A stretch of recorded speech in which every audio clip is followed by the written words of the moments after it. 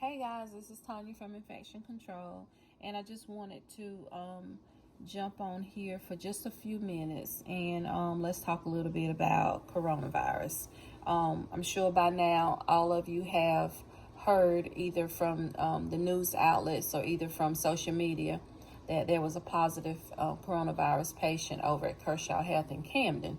That's pretty close to us, close proximity, and very possible that we could be sharing some of the same patients, some of the same communities as these patients. So let's just go ahead and get a good education session so we can talk about what coronavirus is. We're going to talk about how we're going to screen for these patients. We're going to talk about how we're going to protect ourselves from a potential exposure by wearing the proper PPE. So all of my information that I used to develop the policy has come from the CDC. The CDC and the Public Health Department, DHEC, will be probably the only resources and references that I'll use that I consider to be credible. Won't be going by anything that's on the news outlets, but just only those sources. So if you need any further information, you can also go to the CDC, and it's actually www.cdc.gov /COVID-19. But there is a policy that is active and live on PolicyStat. So I would encourage each one of you to go into PolicyStat, pull that policy, read it, familiarize yourself with it. And if you have any questions, then you can let me know. So I'm just going to jump right in here about coronavirus. So what is coronavirus? Coronavirus 2019, officially called COVID-19, is a respiratory illness that can spread from person to person. The virus that causes COVID-19 is a novel coronavirus that was first identified during an investigation into an outbreak that happened in China. So, have there been any cases of COVID-19 in the United States? Yes, it has. The first case of COVID-19 in the United States was reported on January 21st, 2020. So let's talk about how it spreads. COVID-19 spreads through the air by coughing and sneezing. It spreads by close personal contact, such as touching or shaking hands with the person. It spreads by touching an object or surface with the virus on it, then touching your mouth, your nose, or your eyes. So I don't know how many of you guys checked your email or how many of you remember. Several months ago, I sent out an email about your T-zone and respiratory disease, how to protect yourself from respiratory disease. Remember, in that email, I said your T-zone is your eyes, your nose, and your mouth. That's your mucous membranes. That is the only way that a respiratory virus can enter the body, through mucous membranes, your eyes, your nose, and your mouth. So if you keep your hands clean, and if you don't touch your face, you don't touch your eyes, your nose, and your mouth, then you could potentially, not potentially, but most probably prevent respiratory viruses from entering your body. So who's at risk for COVID-19? Travelers to and from certain areas are at increased risk, as are the close contacts of those who are ill. The current risk to the general public is still low, but we do know that there have been confirmed cases close to us. So we want to make sure that we are educated, we're taking care of ourselves, and we're ready. So we'll talk about the travel guidance that's issued from the CDC a little bit later on. Let's talk about symptoms. What are the symptoms? Symptoms of COVID-19, the illness can be very mild, or in some cases be severe to require hospitalization. Symptoms of this respiratory illness primarily include fever, cough, and shortness of breath. That sounds pretty much like what? Kind of like influenza. So, we're going to look for those same respiratory symptoms as we do with many of the other respiratory diseases that we see in the hospital. How is it prevented? Similar to the prevention of other respiratory illnesses, including the flu, prevented by washing your hands often. Washing your hands or using hand sanitizer. And we all know that our hand hygiene policy says that we perform hand hygiene before and after patient contact. You can prevent it by avoid touching your eyes, your nose, or your mouth with unwashed hands. Avoid contact with sick people. Stay home while you're sick. Avoid others. Cover your mouth or your nose with a tissue or sleeve when coughing. Discard that tissue into a wastebasket and perform hand hygiene immediately after that. So, let's go straight into the policy.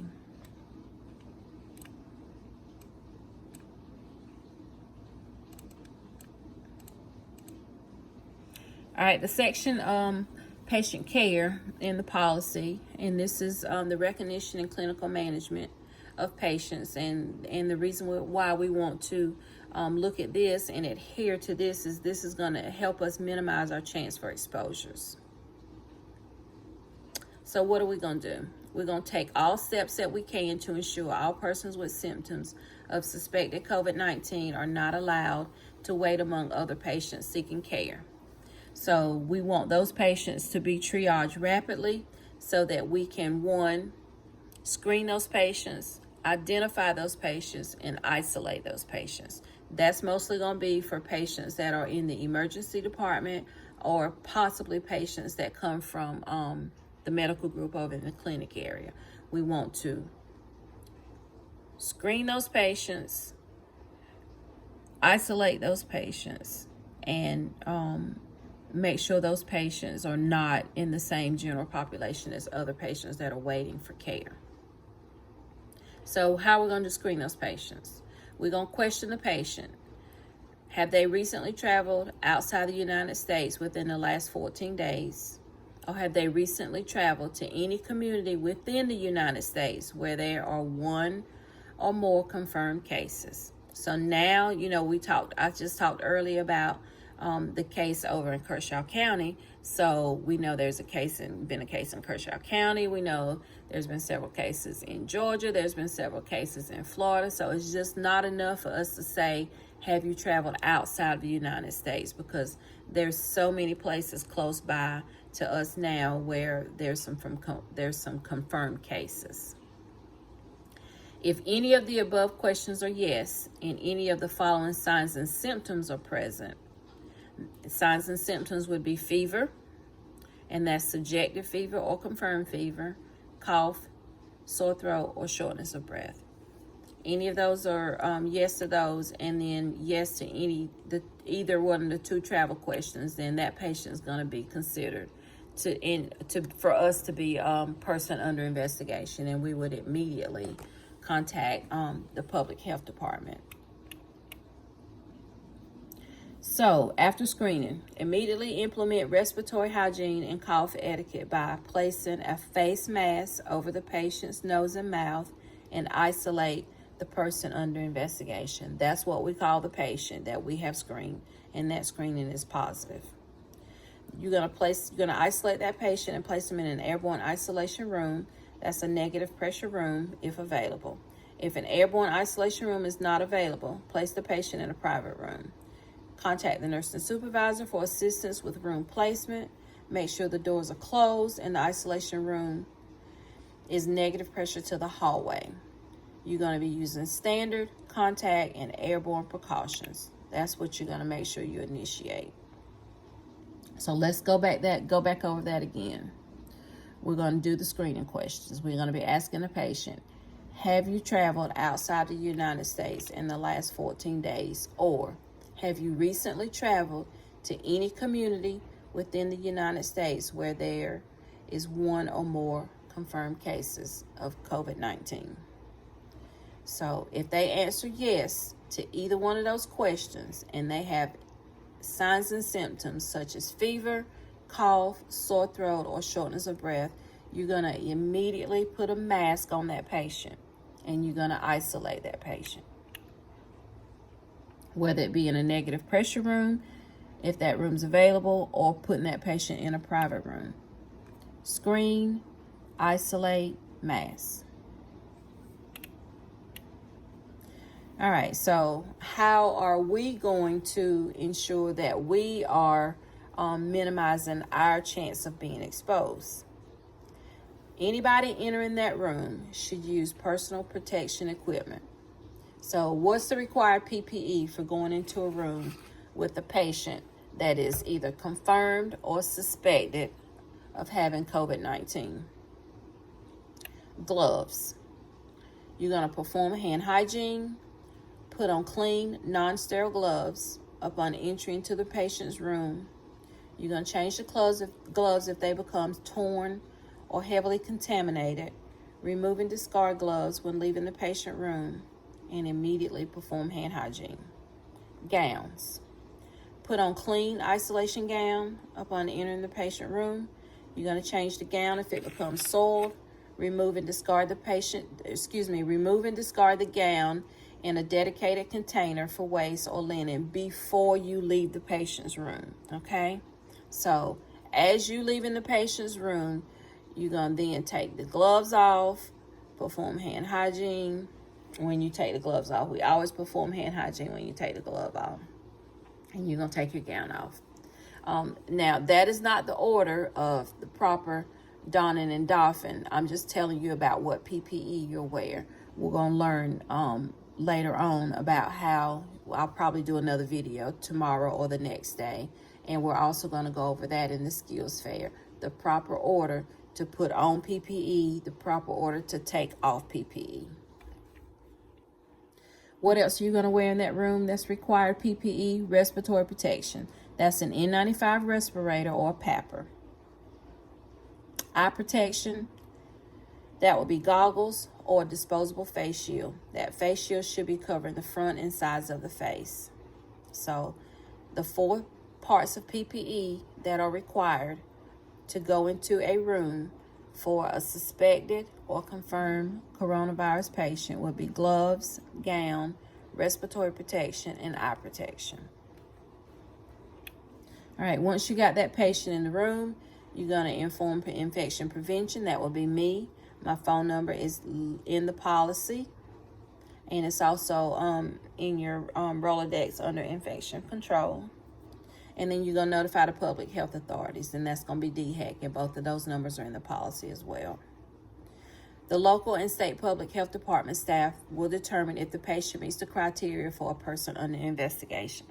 So once you've screened that patient and that patient has screened positive, you're going to put a face mask on the patient, you're going to isolate that patient, and you're going to put on the right PPE. Once you've done that, then you're going to notify me and the public health department, and they're going to help us and consult with us and let us know if this patient meets the criteria for a person under investigation. Once the patient is in the airborne isolation room, you can remove the face mask from the patient. We need to limit transport and movement of the patient outside of the airborne isolation room to only medically essential purposes.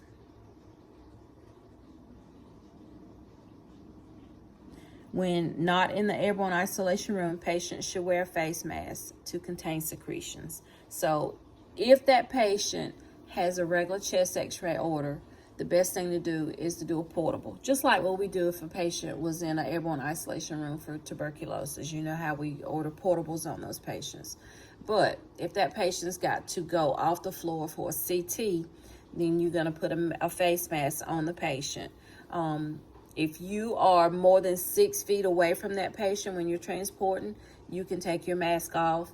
If you are within 6 feet of that patient when you're transporting, my recommendation is for you to leave the mask on. Visitors will be restricted from entering the room of a known or suspected COVID-19 patient. And the facility can consider exceptions based on whether or not the visitor is essential for the patient's emotional well-being and care. And what I also need for you guys to do is to keep a record of all persons that entered the patient's room. And this is going to be staff, visitors, anybody else that comes and goes in that room. We need to make sure we know everybody that's coming and going in that room. For room and equipment cleaning, EVS is already prepared and they have the proper disinfectants to clean the rooms of patients that are discharged. with COVID-19. We'll do the same as we've done before. If that patient is in a regular room and we have to transfer that patient to a negative pressure room, that regular room will be shut down for, I think it's 2 hours before somebody goes in, and then they can, go in and clean that room. If they're in a negative pressure room, we'll follow the same cleaning process that they do for patients that are tuberculosis or either rule out tuberculosis patients. We have hospital-approved, EPA-registered disinfectants that's approved for use against COVID-19. That's Virex 256 and the Clorox disinfectant bleach and Clorox commercial solutions disinfectant wipes. We would need for you to use dedicated non-critical patient care equipment in the room with that patient. If you have enough blood pressure machines, that would be great if you can just leave one in that room so that you don't have to come out of the room with that piece of equipment and clean it down before you use it on the next patient. For glucometers, I'd ask that you do the same that you would do for patients that are positive for C. difficile. You put those glucometers in the Ziploc bags. You use your glucometer and you come back outside and you clean it per the manufacturer's instructions for use as you do now. If you can use a disposable stethoscope, a disposable thermometer, whatever you have that's disposable, use those in that patient's room. For waste disposal, the CDC has determined that medical waste generated in the treatment of COVID-19 patients and persons under investigation be managed in accordance with routine procedures. So it's just routine waste disposal, nothing special about that. Now let's talk a little bit about exposures. So what has happened over in at Kershaw Health, they have a number of employees that was exposed and cared for that patient before that patient was put on the proper precautions. So what this means now is, depending upon the risk of what they were doing and how much the risk of that exposure was, whether or not they have to be quarantined for 14 days. And there's several, more than just a few, employees now that are home on quarantine for 14 days. That means you go to your house, you have to monitor your symptoms. DHEC is in constant communication with you, checking on you and your symptoms, and you can't leave your house for 14 days. Let's not let that happen to us. I feel like that, we have a pretty good jump on this thing now. We are prepared to take care of these patients. We want you guys to be educated. I want you to ask me questions. If you have questions that you have for me that I probably have not answered or addressed in this short video, then please put it in the comments, and I'll try to answer back to you. If you want to call my office or call my cell, you can call me and we'll talk about it. Doing a video, I'm pretty sure there's probably a lot of things that I haven't addressed, but if you ask any questions that you have, I'll do my best to answer those questions. You may have some questions about travel history and what countries right now are considered the high-risk areas for travel. This is the countries outside of the United States. So, of course, it was China, Hong Kong, Iran, Italy, Japan, and South Korea. Now, this thing is evolving daily. And right now, like I said, it's person-to-person contact as far as the transmission of it. So, the patient that that was in Kershaw County had no travel history. So, we have to really do good assessments on these patients. And if you have any questions at all, even if they don't meet any of the screening questions, just use that DHEC number and call. That's why they have that COVID-19 hotline set up, or it's actually called a care line, so that you can ask them any questions that you have, and they can help us just kind of figure our way through it.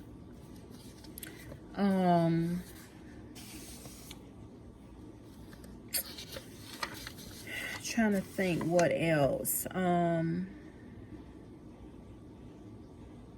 Talked about transport of the patient. We talked about PPE. We talked about the symptoms. And just know that even though this is the first time that I have addressed you guys about COVID-19, I promise you we have been working very hard. We've been working very diligently. I've been meeting with senior leadership, making sure that we have an adequate supply of PPE. I want to make sure that the staff feels comfortable. I want to make sure that the staff feels like they've had enough education. And we're going to do what we always do. We're going to take great care of our patients. Hopefully, we won't get any patients, but you know, we work in a healthcare facility. We don't know what we'll get. We just know that we have to be ready to take care of any patient that presents to our facility for care.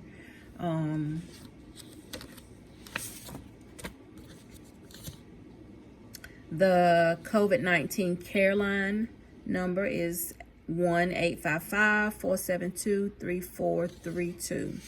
And that should go to a DHEC field operator, and she'll take down your information and get a call back. I think that's all I have for you guys right now. You will probably have more videos to come and more education to come as things evolve with COVID-19. But like I said, I just want you to know that we're working.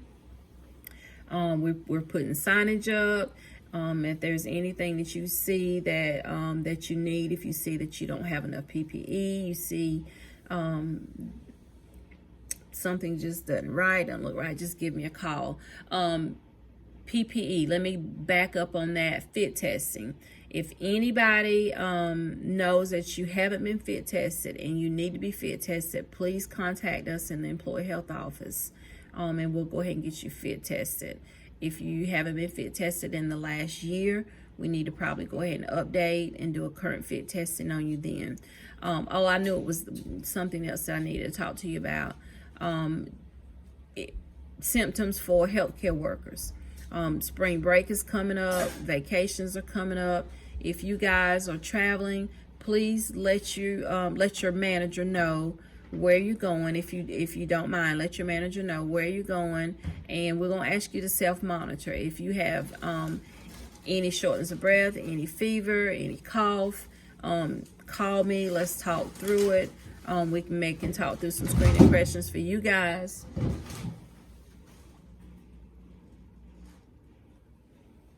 And just kind of go from there. But we want to make sure that we keep up with how our patients are feeling. We want to make sure we keep up with how our staff's feeling.